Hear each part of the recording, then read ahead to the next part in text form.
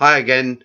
That mental Mussolini moment on the 5th of December outside the Supreme Court was abandoned with Nigel Farage dropping his bottle.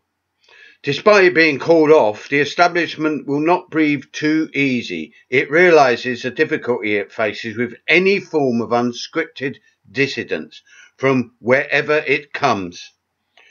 For the system, it always has to be undisturbed business as usual. In no way does this called off event mean an end to the rightward drift. Far from it, as our entire political spectrum is now anchored triumphantly to the right.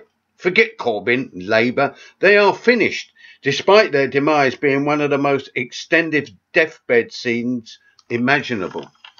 Last week here in London, we felt like we were in the grip of a future dystopianism, soon to be a daily reality. Seething hysteria as a section of the overloaded underground system malfunctioned, thousands trapped in corridors or stranded outside in the streets, some individuals even tumbling onto the tracks. Above ground, photochemical smog climbing to deadly record levels as the increasing number of street homeless endured freezing temperatures. From Corbyn, Labour, barely a whisper. Nor could the Richmond by-election have been much of an inspiration to them, poor dears. Less than 4% of the vote and a lost deposit. Labour and their acolytes are like a kazoo band buzzing away aboard a sinking Titanic. Contrary to informed opinion, so-called, in the referendum aftermath, and despite setbacks, u.k.i.p haven't withered on the vine or collapsed under their own contradictions and infighting. Paul Nuttall may look like a follically challenged second-rate end-of-the-pier entertainer, but with him as new leader, u.k.i.p are a real electoral danger to Labour in their northern heartlands, and he's going for their vote. The ignored, scorned working class, angry, alienated, with no viable left or even social democratic alternative, have given the stranglehold of the system's ideology, delivered a blow, as they perceive it, by voting Brexit. Many could still vote u.k.i.p in the future, thus reducing the already and extreme remote chances of a Labour administration come the next election.